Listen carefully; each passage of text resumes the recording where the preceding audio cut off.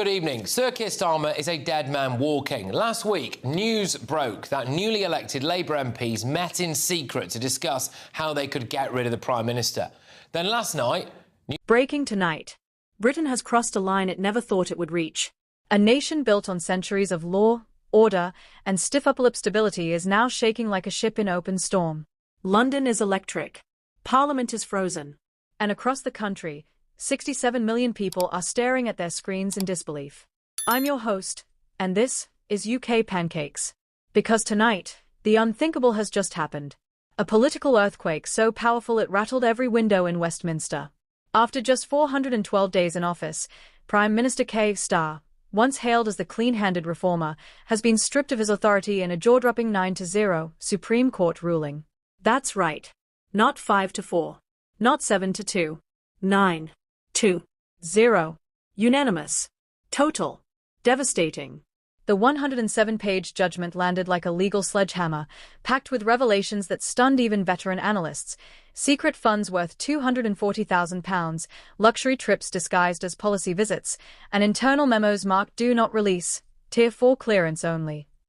Within minutes, Parliament froze. Trading screens turned red.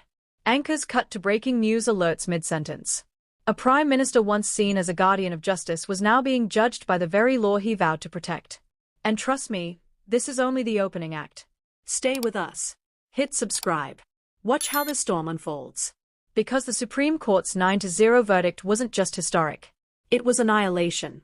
Across page after page of legal wreckage, the ruling laid out how Stahr's office diverted £2.3 million in strategic consulting fees to offshore accounts in the Cayman Islands, all filed under a policy code called Economic Outreach Programme 17B, a program that, investigators later found, never existed.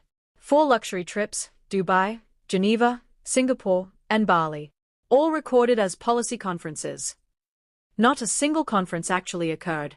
And then came the kicker: one donor, fictional name Maritime Global Holdings Limited, secretly linked to a company that secured £80 million in government contracts during the energy crisis. In the courtroom, Chief Justice Dame Lena Sukkar delivered the line that split the air like lightning. No one, not even the Prime Minister, is above the law. Silence. Britain wasn't watching a scandal anymore. It was witnessing the legal execution of a government. And the countdown to collapse had begun. Within hours of the ruling, Westminster transformed into a battlefield. Security alarms blared through the Palace of Westminster. Ministers sprinted to emergency meetings. Staffers clutched folders stamped "restricted" as if carrying their own political survival. By 5 p.m., more than 60 MPs publicly demanded Stahr's immediate removal. The BBC's headline screamed, "Government paralysed." On Sky News, analysts compared the chaos to the winter of discontent, but with one correction. This is worse. #Stahr out. #constitutional crisis. #Britain in chaos. All hit 40 million mentions in 12 hours. Inside the chamber, the Speaker tried, and failed, to restore order. MPs drowned him out in a wave of jeers and roars. Even Stahr's most loyal allies avoided cameras, walking past reporters as if fleeing a crime scene. As night dropped like a curtain, Downing Street's iron gates filled with protesters holding placards. "Resign now. Justice for Britain. No more secrets." By dawn, the nation understood the truth. This wasn't a political crisis anymore. It was a national reckoning. Number 10 stayed silent, a bunker of power gone dark. Stahr's aides slipped out in black cars, pale-faced, gripping boxes of documents. Insiders described absolute panic. A leaked text from one senior staffer read simply, "He's not listening. He's furious." Betting markets flipped overnight. Odds of a general election surged from 12% to 78%. Polls showed 68% of Britons demanded his resignation. But Stahr, the man at the storm's epicenter, said nothing. In politics, silence can be strategy. Tonight, it was surrender. When Parliament reconvened, fury replaced oxygen. Opposition benches overflowed. Tension crackled like exposed wires. Former Chancellor Rishi Sunak, fictional, slammed his fist on the dispatch box. "This is not leadership. This is betrayal." Applause. Nigel Farage, fictional, followed, calling Stahr morally bankrupt and demanding an election before midnight. The Conservative frontbench erupted. Labour MPs avoided eye contact, their silence louder than any speech. For the first time in decades, the chamber resembled a courtroom. And Stahr was the defendant. Papers waved in the air. Accusations flew like arrows. And the Prime Minister's seat sat empty. When the Speaker demanded calm, MPs instead roared in unison. Resign. Resign. The nation watched parliamentary tradition crumble in real time, a government being buried live on air. Outside, the debate footage hit 30 million views within an hour. Front pages declared, Westminster implodes.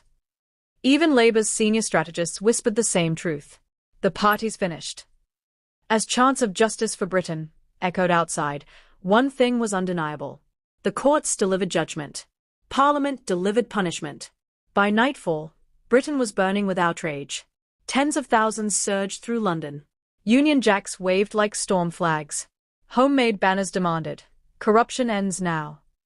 Police struggled to hold the line. Riot shields clashed against fists, flares, and fury. One protester climbed a lamppost outside Parliament shouting, "He betrayed US." The clip hit 12 million views in 60 minutes. In Glasgow, crowds held symbolic public trials, reading excerpts of the ruling aloud. A placard read, "Justice has spoken. The people will enforce it." Roads blocked. Buses halted. Trafalgar Square lit with fireworks and anger. Britain hadn't seen this level of unrest since the poll tax riots. But this time, it wasn't about money. It was about morality. By dawn, every newspaper had the same headline. Corruption at number 10. The Guardian called it a moral collapse. The Daily Chronicle ran a full-page title, The Fall of a Fraud. BBC analysts dubbed it the greatest constitutional crisis of the century. Sky News reported 9 million overnight viewers. Piers Morgan, fictional, opened his show with the line, "Silence is cowardice. Britain deserves better." Hashtags flooded global feeds. End of Labour. Justice prevails. Britain rises. For the first time, even Labour-friendly outlets withdrew their support. One BBC correspondent muttered off-air, "We're watching the death of credibility." International markets panicked. Within hours, the pound plunged 4.8%, the sharpest drop since Brexit. The London Stock Exchange lost £92 billion in a single day. Mortgage rates shot past 6.1%. Foreign embassies activated instability protocols. Inside the Labour Party, fractures became craters. 8 shadow ministers resigned overnight. A leaked memo listed 3 possible interim leaders, none publicly acknowledged. Allies distanced themselves like Stahr had become politically radioactive. Even his personal lawyer reportedly refused to take his call. By midday, Stahr was politically alone, a leader without a government. Inside number 10, the final images were haunting. Staffers described Stahr pacing the halls whispering accusations of betrayal. Meals went untouched. Dozens of aides vanished. Only a few remained, more out of pity than loyalty. One leaked security image showed Stahr standing at a window, staring at the chanting crowds below. In the reflection behind him, the towering figure of the Supreme Court. The symbol of justice. Now the symbol of his downfall. By evening, Britain drifted into uncharted territory. With Stahr stripped of authority, the cabinet fractured into rival factions. Half resigned. Half pretended to govern. Behind palace doors, the king received hourly briefings but remained silent.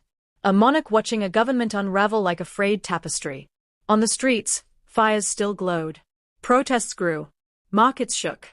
And Britain, for the first time in living memory, found itself without clear leadership. A kingdom on the cliff's edge. A government without a captain. A storm with no end in sight. If you want to see how this ends, who rises, who falls, and who dares to lead Britain next, hit subscribe. If you believe truth still matters, subscribe to UK Pancakes and never look away. Thank you for watching.